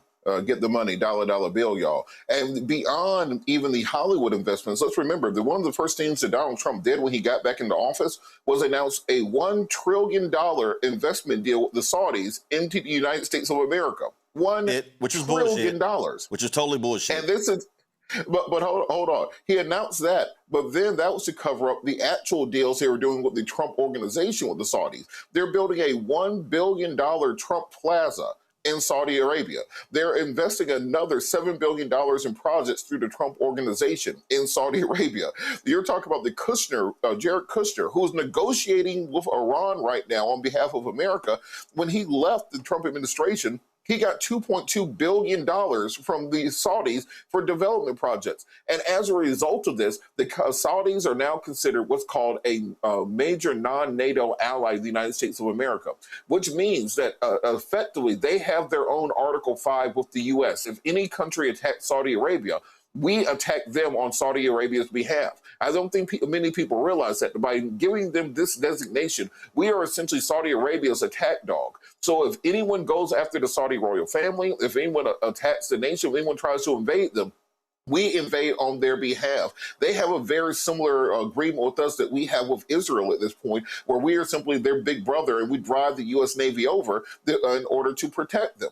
In addition to that, we had a $142 billion arms deal with the Saudi, so where we're now giving them F-35 stealth fighter jets. Now, if you want to know what an F-35 stealth fighter can do, that's what Israel uses every time they fly into Iran to evade the radar and assassinate people. We're now going to give that to the Saudis in order for them to do with it. Who knows what they're going to do with it? We're also giving them 300 tanks and additional investment. So the point is, whatever money they gave to Dave Chappelle is a drop in the bucket, is not even a rounding error compared to the corruption that our government is going through by being in bed with the Saudis. And the fact that this administration, we haven't even got into the Saudi investments into the Trump cryptocurrency scam that exists. We haven't got into the scam, which was Neom City, the Line City that they were going to build, which went from being a 20-mile-long futuristic city to like a maybe couple block-long experiment that's taking place. This is all international money laundering going on at the highest levels. And nobody at those levels gives a damn about human rights, gives a damn about Khashoggi. And it's interesting to me that this administration uses the argument that we want to defend the rights of protesters in Iran in order to justify invading or bombing and invading them. We want to protect the human rights of women in Iran to justify our military actions, but they say nothing about those same things taking place in Saudi Arabia because they are giving us a bunch of money. And to Chappelle's point earlier, not in this interview, but in his stand-up special, we don't say anything about the number of journalists that Israel has killed during their war in Gaza, their war in Lebanon, their war in Iran, and throughout the region. They've killed hundreds of journalists. And just because they did it with bombs instead of a bone saw doesn't mean that we can absolve them of any of the crimes they've committed. So this idea that somehow any entertainer is supposed to have a higher moral value than the President of the United States and the U.S. government, I think is fanciful at best. And as Dave Chappelle said, this is just an occasion where because he is who he is, all of a sudden the spotlight is placed on him, as opposed to the tens of billions of dollars that the Saudis are placing directly into the pockets of Donald Trump and the Trump organization. Rebecca? You know, plus everything that Robert said. But here's the thing, this is under capitalism. Sure, business and commerce existed before capitalism, but under capitalism, what we see is that there is a devoid, there's a void of morality. There isn't any central values other than make money. And you make money on the basis of exploitation, of having a permanent underclass. So as long as we're subscribed to capitalism, this is what you're going to see. You're going to see people doing bad things in the name of money. Well, that's certainly the case, but I just, again, it's just really interesting how many people are so quiet. All right, going to a quick break. We come back. We'll talk Jackie Robinson right here on Roland Martin Unfiltered on the Black Star Network. MAGA Republicans ended diversity programs, cut funding for Black students, and fired federal employees. And they won't stop there. Now, they've redrawn congressional maps so that they can rig the November elections. But we have the power to stop them. By voting yes for fair elections, we have the final say on who represents us in Congress. This is a temporary measure to restore fairness. They are not backing down, and neither can we. Make a plan to vote by April 21st and vote yes for fair elections. What's up? It's Talib Kweli. I'm CEO. This is the Black Star Network.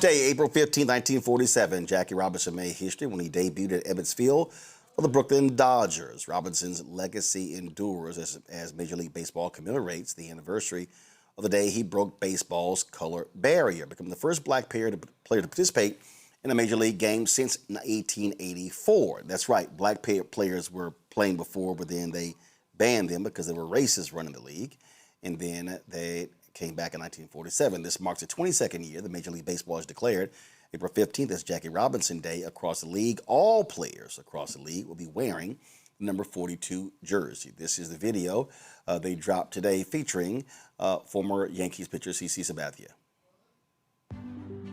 Courage, determination, excellence.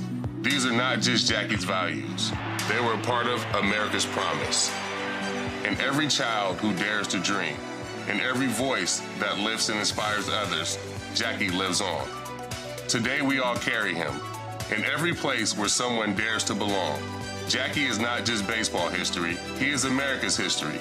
We are Jackie Robinson, and we all belong in this game.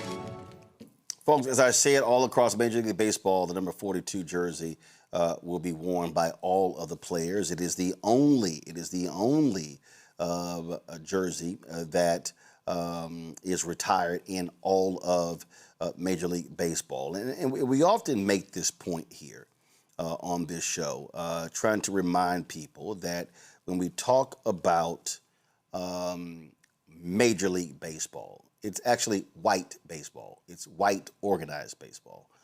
You had Major League Baseball stars in the Negro Leagues. So that distinction, I think, is really important because I believe we make a mistake when we refer to it as Major League Baseball. In fact, many called it organized baseball or white organized baseball. And you had Negro League owners, and the best talent was in the Negro Leagues. And so I do think it's important, Robert, on this day to recognize Jackie Robinson and what he did, but we also have to also recognize that Jackie Robinson and all the other black players going from the Negro Leagues to white baseball actually destroyed a black-owned league, the Negro Leagues. You know, this is a cautionary tale about integration, when you really think about it, that we want it so much to be part of and have the recognition of and have the financial aspects of being part of white organized baseball. And then similarly with our communities, cutting those streams of segregation, cutting out second-class citizenship, making sure we can be integrated into the broader society. But with that, similar to what you were saying, we ended up losing parts of what made our culture unique, what made what we were creating unique and powerful. And I sometimes think of the fact that, well, just last year, President Trump, as part of his directive to ban diversity, equity, and inclusion throughout the federal government, took down a plaque commemorating Jackie Robinson's military service, as well as his subsequent court-martial, as part of their effort to whitewash history. And when you integrate into someone else's house, when you allow someone else to dictate his story to you, you allow them the ability to then tell that story on your behalf. And when you start losing those aspects of your history, losing those aspects of your culture, losing those aspects of what makes you you, this is part of the reason that we see so few African Americans playing baseball today on a professional level, because they don't have that same genetic tie. They don't have that same historic tie to the sport or to the organization. So as we're commemorating Jackie Robinson Day, I think it's important for us not just to think about him, but to all the players in the Negro Leagues who came before him, all of the Black communities that that rose up and cultivated those communities and built the game that they love. And when we see these players now getting these $300, $400 million contracts, realizing that we have the ability to build and craft those things again for our own communities, to make sure those dollars stay with us, and that for the next generation, whatever that next thing may be, that we can be at the forefront of that and not make some of the same mistakes we made in the past. I think what's also important, and I saw this a little bit earlier on the feed of Bob Kendrick, who runs the Negro League Baseball Museum in Kansas City. We talk about Jackie Robinson wearing number 42, Rebecca, but he wore number 5 for the Kansas City Monarchs. That was a Negro League team that he played for before being signed to the Dodgers. Yep, absolutely. Here's the thing, even to the question that you asked, Robert, when we talk about the idea of integration, it is the reason why there's a lot of Black thought around desegregation versus integration. Because we know with desegregation, that was about desegregating government opportunities, desegregating resources, making sure that Black families that paid into this country also received their fair share instead of having separate but equal. And integration is about assimilation. It's also about violent erasure. And so, you know, this is an instance where we saw Black excellence in sports, and we saw Black businesses, Black business owners, the ability to grow generational wealth stemmed because of integrating white baseball and breaking the so-called color line. And so, you know, even as we move forward in this country, like we talk about, you know, what's next after this current administration, when we talk about reparations, when we talk about different grievances and rightful grievances that Black Americans have against this country based on things that were stolen from us because, you know, under the color of law, one of the things that we have to think about as we're building and making sure that we have strong communities moving into the future is understanding that we have to be thoughtful of how we make sure that Black communities are strong in the future, and making sure that we're not giving up our legacy, we're not giving up our intellectual property just so we can be accepted by white society. We never will. And that's okay. But, you know, desegregate our resources, but don't force the violent erasure of us. Brian, the point we've been making here that people need to remember, Jackie Robinson was not the first Black player in Major League Baseball. Black players played in the 1800s. But then the racists said no Black players. So there were Black players, and then racism took over, and then Robinson comes in 1947. But there were other Black baseball players before him. That's a really good point you make. And you think of all the hatred and the danger that so many of these Black ball players had to go through back in the day, and they persevered, right? And now they should be looked at as heroes. But I think we have a problem in this country, as was just mentioned. They want to erase history. When I say they, I mean the Trump administration, white supremacists. They don't want our children to learn in school, not just, what Jackie Robinson did. They don't want our kids to learn about what slavery was. They don't want our kids to learn really about anything when it goes back into American history, good or bad, when it comes to African Americans. And listen, I'm one of those people. I always remember this day, not just because it's the day before my birthday, but what Jackie Robinson did on this day and why this day is so important and why Major League Baseball, all of Major League Baseball, is celebrating this day and how important it is. But we cannot allow our politicians today to erase history. We certainly cannot allow our politicians today to erase Black History Month. I think I go back to Martin Luther King Day and the fact that there was a Martin Luther King statue in the Oval Office. You know this story. They want to replace it with a Charlie Kirk statue. It's sickening. It's disgusting. We cannot allow it to happen. History, whether good or bad, needs to be taught. We need to learn, all of us, including our children in our schools. Jackie Robinson was a hero for what he did. And as I mentioned, the danger that he had to go through, and he persevered through it. I think that's what I remember when I think of Jackie Robinson, is what he had to go through, coming out on the other side, a hero. I just think it's an incredible story, and more people need to learn about it. And you can't erase history. As much as the Trump administration can try to do that, you can't erase history. And I think it's important that not only you're talking about this, Roland, but so many others are as well. It's really important. Folks, Jackie Robinson was inducted to in the Baseball Hall of Fame, Cooperstown, 1962. And when he was inducted, he only wanted his plaque to speak to his accomplishments on the field. Yet in 2008, the museum, along with his wife, Rachel Robinson, expanded that display there to include a lot more things. This is a video the National Baseball Hall actually dropped regarding that. Check it out. We're standing on the second floor of the National Baseball Hall of Fame and Museum in the exhibit that is known as the Souls of the Game, Voices of Black Baseball. This exhibit first opened in May of 2024.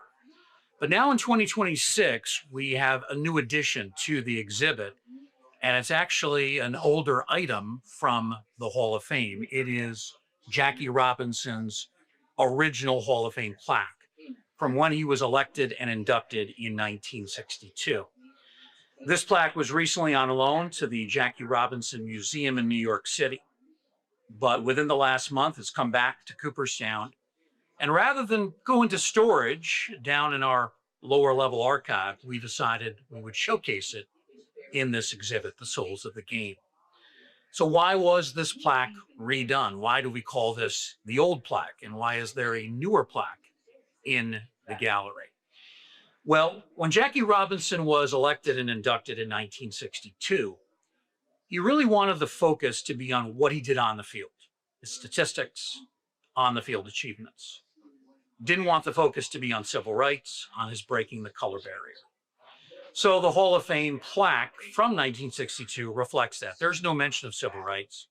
There's no mention on the plaque of him breaking the color barrier in 1947. Well, when you consider that Jackie Robinson died young, and he died more than 50 years ago, well, this became a concern to his widow, Rachel, in the sense that his story potentially could get lost, especially to younger fans coming to the Hall of Fame. Let's say these younger fans that come here and they see his plaque on the first floor, but maybe they don't get up to the second floor and see this exhibit. Other mentions of Jackie in the timeline of baseball history. She was rightly concerned that that part of history would be lost to the younger generation. So she asked the Hall of Fame's board of directors to redo the plaque, make at least a mention of what he did for civil rights. The board of directors agreed that was the correct thing. So the plaque was completely rewritten. The new plaque is done in our contemporary style, about 85 to 90 words that fill up the bottom half of the plaque. And then the last sentence is a specific mention of him breaking the color barrier, integrating the game, essentially telling us of his important role in civil rights. And that big part of the change of his plaque that was not there in 1962, but has been there since the plaque was redone in 2008. So now we showcase both the new plaque of Robinson down in the gallery, but also the original plaque up here in the Souls of the Game. And we give visitors to this museum a chance to see both plaques, how they are different from each other, and why they are different from each other. That was necessary. I think Rachel Robinson, who is still with us, she's 101 now, I think. Rebecca, she was right. I don't want the next generation to not know what he endured off the field, also what he accomplished off the field. This is somebody, first black corporate vice president. He was a prolific fundraiser for the NAACP, was a Republican, was highly critical of Richard Nixon Republicans not reaching out to African Americans. He, of course, campaigned against Senator Barry Goldwater, who opposed the 1964 Civil Rights Act.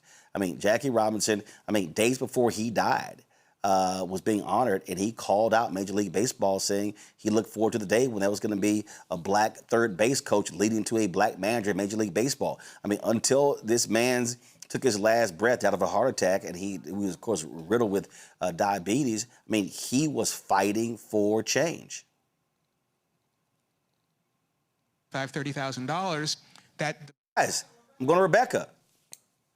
Rebecca? So when we hear now people telling athletes to shut up and dribble, that they need to just focus on the court or the game of play, they've been saying this for decades. And the reason why athletes are attacked that way is because they have outsized impact. They have a platform. People are fans of them. People listen to them.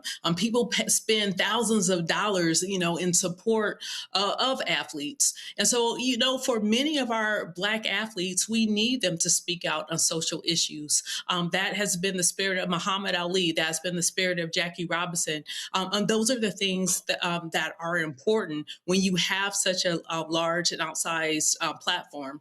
But finally, I would say this, is that it's important to see the whole person, not to celebrate them for the rhythm, but also understand the blues that they went through as well. Understand some of the great pressure and depression that many of those athletes went through because they did choose to stand up on behalf of the community. Folks, right now at the Jackie Robinson Museum, there's a Chad Roywood Jr. and Howard Bryant. Let's just go live there. We'll just want to play a little bit of this. These are the African-American pitchers who have won 20 games in the big leagues. It's the number, I believe, is 14. David Price is the last one. And so the inside joke with the Black Aces is Fergie Jenkins is one of them, but Fergie's Canadian. How come he gets to be a Black Ace? And my man Louis Tiant, may he rest in peace, was like, I'm Black, I won 23 times, right? And they said, no, you're Cuban. He's like, no, but I'm still Black. And so it's funny because there are a handful of players that I covered that were Latino but also identified as Black, whereas there are also a lot of players where if you call the Dominican player Black, you want to punch him in the face. Yep. So El Duque, Black. Louis Tiant, David Ortiz, Black and Latino, right? So there's this thing inside the game where there's a statistical distinction, even though everybody's African. And then to the question you asked me about whether or not Major League Baseball's involvement in Birmingham and fixing up fields has helped the sport as a whole in the city, I would say it's helped immensely. They came. The city where Willie Mays is from, Fairfield, Alabama, is a dirt poor town. Like in the last 5 years, their police and fire has been annexed to the county. They don't even have local PD anymore. And for them to come into town, so they don't have money to fix a baseball field. So for MLB to come in and fix Willie Mays Park, that's huge for Fairfield. It's huge for Miles College, which also plays on some of the ancillary fields in and around the city of Fairfield. Bigger than that, Rickwood is still a high school facility that's also used by Miles, sometimes by UAB. So you have 8 area high schools and a couple of county schools that come in. And so for them to redo Rickwood Field for MLB specifics for the Negro League tribute game that they did, They had to come in and redo the field from the ground, from the gravel through the soot and the sand all the way back up. And agree to maintain it. So not only pay to maintain it, but now you have to have a groundskeeper. I also didn't know this about Major League Baseball. Apparently to like run grass in the MLB, you need like a 10-year degree in grass stuff. And I don't know what it's called, but it's a super, That's what it's called. It's a super serious horticulture or whatever it is. The person that is in charge of going around to every major league field, all 30 teams, to make sure that the grass is up to spec every season, they sent him down to Rickwood, and he trained the brother that was already working at Rickwood. They didn't bring in their own people. And so now that brother's equipped to train the next person under him and the next person under him. And they've left what I believe is an impactful situation where there's fields that are accessible and usable on a regular basis. More important than that is that they still come back and they do the East-West game every year. So now you're paying tribute to all of these retired black players in the game at a field as historic as Rickwood, and the folks come out, and it's proof that there's an audience for it. So now when the mayor is out there walking around, I think didn't the first gentleman come, didn't Doug Emhoff come to, he swung by at one time. Like, these people come to the city, it brings a buzz around baseball, and now you have the mayor goes, all right, we'll approve the field. There was an initiative for a baseball complex to be built in Birmingham in a district where the one white city council person did not want it. She fought against it, they won, and MLB hadn't come back to Birmingham for almost a decade after that. And we were talking about a complex that would have had 9 fields. That referendum is back on the table for 2027 now. Yep. And so that's the type of stuff that having a presence and a sustained presence can do. So, I mean, absolutely, I think it's up. Because if the kids in the inner city, if they have a field and a place to play, even if it's just pick up stickball, you hope the interest sticks with them a little bit longer. That's right. And this is the reason why you cannot have a functioning democracy with no public wealth. I mean, you can rely on corporations, but you need public wealth. And public wealth in this country is virtually zero in so many local municipalities. Anybody else? More thoughts, questions, comments? I had one real quick. I can't see you. Oh, there you go. Okay, sorry. It's a little bit selfish. I grew up in Somerville, New Jersey, the home of Paul Robeson. Paul Robeson. And my wife and I both did, and she does a little pop-up museum with Paul Robeson being the main focus.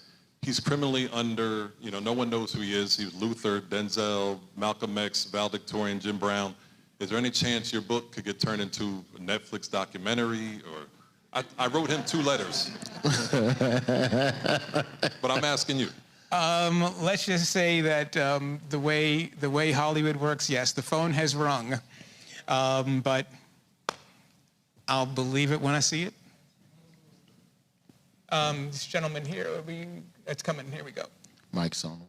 All right, folks, and so we're going to actually grab that and restream that whole conversation later. So you may be wondering, how did all of Major League Baseball get around to wearing number 42? Check this out. Ken Griffey Jr. Sat down and talked about it. Listen to this. And for those of you at home that don't know, you see all the players wearing number 42. That was a brainchild of this guy. So I want to talk to you about that. How did that come about? The number had been retired, and players were picked out every now and then to wear 42. How did it come about all of them are wearing 42? I wore it a couple times prior to that while I was in the Mariner uniform. And every year they celebrate it. And I'm like, how you gonna celebrate something and not wear his number and honoring him and not wear the number? And so I called Bud at home. Called him at his house. Yeah. Hello, Mr. Seeley. Yeah, I was like, hey, can I talk to you for a minute? I said, would it be possible if I wore 42 on Jackie Robinson Day? And he says, we had like a 10-minute conversation. He said, hey, is it okay if I call Rachel and make sure it's okay? And I was like, absolutely. And he called me back the next day. He says, we're a go, but, can everybody wear it? I said, the more the merrier. And he said, I think it's good that everybody on that day wears it. I said, perfect. To have everybody do it, I didn't think it was going to go that far and wasn't thinking that big, but it's been an unbelievable thing since day one. When you saw and played your first game with everybody wearing number 42, what was that like? it was almost like Little League, because, you know, in Little League, the first year, you ain't got no numbers on your back.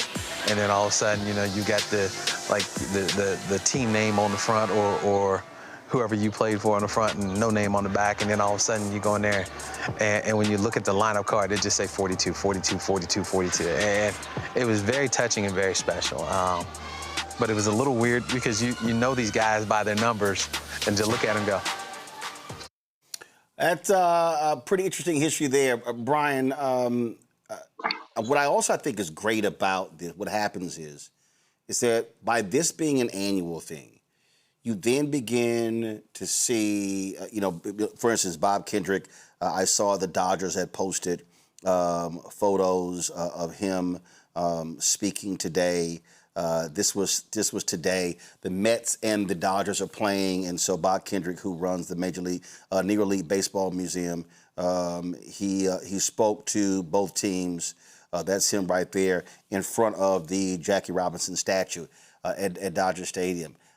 What it does is it also, for those who choose to cover it, forces them to deal with this story, to not only deal with, sure, Robinson breaking the color barrier, but having to talk about the racism that he had to deal with and all those different things, because all too often in this country, we really don't like to confront American history. We're about to celebrate 250 years of American history, and it's going to be a complete whitewashing by Donald Trump because they don't want to talk about all the hell that Robinson went through. They only just want to just tout his achievement.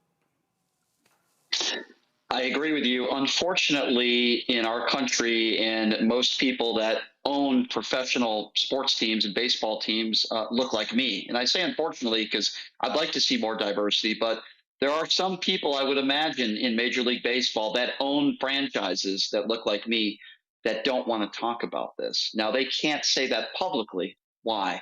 Because they're going to lose fans, right? They're going to lose their base of fans. But I'm glad. I love to hear people like Ken Griffey Jr. God, I love Ken Griffey Jr. so much. And hearing his story is so great. And some of the greats to ever play this game talking about Jackie Robinson. And you're absolutely right. It forces some of these people to have to either listen or talk about it. And I don't care if it makes them uncomfortable or not. It's such a huge part of not just the game of baseball and sports in general, but our country, the history of our country. And we've talked about this earlier in the program. It's important for everybody to learn a piece of history. And this is such a big part of it, Jackie Robinson. So God bless him on April 15th. I remember this day, every year. And I'm so glad that Major League Baseball, in a sense, is forced to talk about this sort of stuff. And I hope they continue to do so. This is also, listen, I don't know what CNN, MS Now, and Fox News and the rest of people are going to do. This is also why black-owned media is so critically important because just like last week, listen, Major League Baseball should celebrate Henry Aaron Day every April 8th. That was the day he broke Babe Ruth's record, 715 home runs, but we made sure to pay tribute here as well. That's also in terms of what our responsibility is too. Is Robert there? Yeah. Look, Roland, I think the problem that we're going to run into is that if we don't get a hold of our history, we don't hold on to this. By the time this administration is done, they're going to try to explain to you that Jackie Robinson was a white man, that there was no racism at all, and that it was all a picnic. They're going to whitewash just the same way they whitewash everything else. And this is why it's so crucial that we keep these memories alive. There's even, we need to dig deeper to talk about the number of black players who played in the major leagues before Jackie Robinson who were able to pass for being white, people who were Homer Plessy's color, who were octoroons and quadroons who played. They had to keep their race a secret. There's a deep and long and lasting history there. But the part of what they are doing by wiping Black History Month from school curriculums, by taking it out of the military, by taking it out of museums, by creating their version, this Project 2025 version of America, they want to ensure that we forget those things so that they can use their system to interject and inject their own version of what happened. And I talk to many young people now who grew up in kind of that post-racial Obama era of America, who have no ideas about the things that happened beforehand because we spent so much time sanitizing and protecting them, then teaching them about this post-racial society. They don't understand the lion's den that we came out of and what we went through to get to where we are at today. So this is why it's so important that we give the truth and opportunity to flourish. Use this day not just as a moment to celebrate Jackie Robinson, but all those pioneers, the ones that who are on those Negro League buses, the ones whose names have never been known, the ones whose pictures only exist in family notebooks. Bring those out and make sure folks understand the fight that took place. It's never about one person. It's a symbol of a generation that fought to give us the rights we have today. Rebecca, final comment. Look, if you don't understand history, if you don't learn history, you're going to repeat it. There's a lot of people, there's certain people in this country who will make a whole bunch of money if we repeat our previous history. And so, yes, to everyone else's point on the panel, we have to make sure people actually understand what's happening. You cannot rely on sending your kids just to school to learn history. You know, I'm very grateful that my parents, you know, growing up in Omaha, was very intentional with making sure that I understood Black history, making sure on the weekends that I visited the various Black history museums, that I spent time as a small child watching Eyes on the Prize, being 7, 8, 9 years old, watching Eyes on the Prize. And it was something that we didn't just do one time, but it was something over and over because my parents wanted me to have a strong sense of identity, a strong sense of pride and understanding. Because once again, you know, in you know, this first 250 years, you know, we have to say never again for certain things, but we can only say never again and mean it if we actually understand what happened. All right, Robert, Rebecca, Brian, I appreciate y'all joining us. Thanks a lot. And Rebecca, don't wear that cowboy stuff again. Ever. Ever. You might as well just burn that stuff right now. Tony Dorsett, Michael Irvin, Emmett Smith, Deion Sanders. Like, come on, Tara Owens. Like, I support the Cowboys. You know the first Cowboys in this country were Black, Roland? But they damn sure were the Dallas Cowboys. They were around Dallas. And matter of fact, no, they weren't around Dallas. Matter of fact, y'all don't even play in Dallas. Y'all ain't played in Dallas since the early 70s. You went from Irving to Arlington, so you ain't even in the city. Well, you aren't the Houston Oilers anymore either. Yeah, they're they're the Tennessee Titans, and we have a team called the Houston Texans. And in fact, the original team in Dallas is now the Kansas City Chiefs, so y'all ain't in the original. Yeah. Well, we have that in common with our teams. Y'all ain't got nothing in common with us, and the only nothing. They ain't not now nothing. It's gonna be a rebuilding year.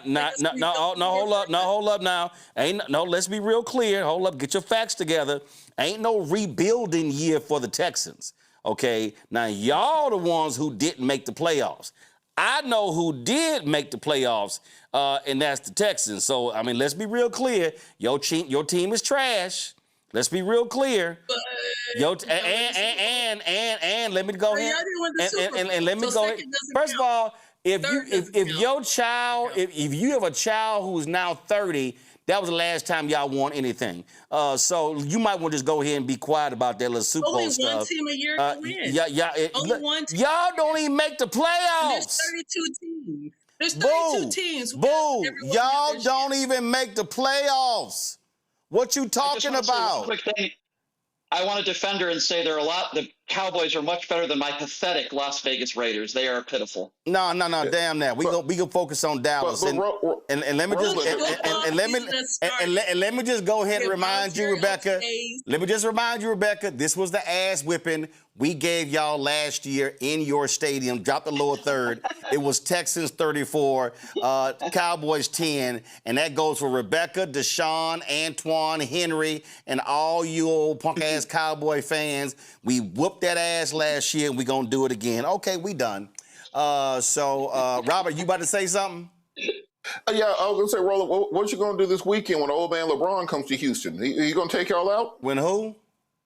When old man LeBron comes to Houston for the Rockets. We beating his ass, too. No. Look, I'm telling you, old man LeBron, Ronnie, and the G League Lakers got y'all. Okay, so right now you need to be drug tested. Okay, we done. We done. All right, appreciate it. Thanks a lot. Y'all, this was a tribute the Baseball Museum put together a few years ago in Jackie Robinson. I want y'all to check it out. The importance of the occasion. I remember Mr. Ricky saying to me that I couldn't fight back, and I wondered whether this issue with the video. Give me 1 second so I can get this squared away. This thing sometimes acts up a little bit. Actually, I'm gonna try this here. Let me try something else. We got different ways of connecting. So sometimes the hard line. So let's see if we can try this one here. This should connect. All right. All right, let's try it again. well, I knew the importance of the occasion. I remember Mr. Ricky saying to me that I couldn't fight back. All right, what we got going on here? I know, just hold on. I'm not sure why this is not playing. I had it playing earlier, so not sure, but that's not a problem. So here's what we're going to do, folks. We have lots of stuff. We're going to play for y'all. So one, we're going to, show you some of Howard Bryant. Remember we're talking about Henry Aaron. He had an amazing book called The Last Hero, A Life of Henry Aaron.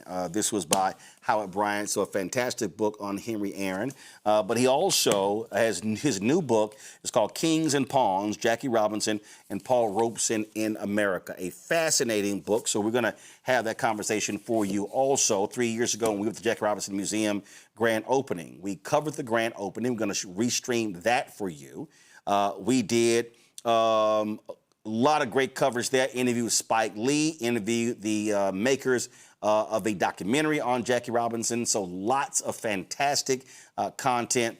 So we're going to have all that for you right now on Roland Martin and the Black Star Net, Roland Martin Unfiltered, the Black Star Network. So I want y'all to check that out. Before we do so, be sure to support the work that we do. Join our Bring the Funk fan club. If you want to contribute via Cash App, use the Stripe QR code. It's for credit cards as well. Check some money order, make it payable to Roland Martin Unfiltered, P.O. Box 57196, Washington, D.C. 20037-0196. PayPal, R Martin Unfiltered, Venmo, RM Unfiltered. Zelle, Roland at RolandSMartin.com, Roland at RolandMartinUnfiltered.com. All y'all people on YouTube, y'all should be hitting that damn like button. Y'all are slacking. Be sure to download the Black Star Network app, Apple phone, Android phone, Apple TV, Android TV, Roku, Amazon Fire TV, Samsung Smart TV. Also, be sure to get our Roland Martin Unfiltered swag by going to shopblackstarnetwork.com and also support the other Black-owned products that we have there at shopblackstarnetwork.com. The Breakdown with Brittany Noble. Watch it every single day, noon Eastern, right here on the Black Star Network. All right, y'all. Here is our extensive coverage, again, on this Jackie Robinson Day, April 15th. I hope you enjoy it. This is why Black-owned media matters, because I can guarantee you there was no other Black-owned media who was there as we were broadcasting from New York City for the opening of the Jackie Robinson Museum. And so here's all of our coverage on this Jackie Robinson Day. I'll see y'all tomorrow. Holla!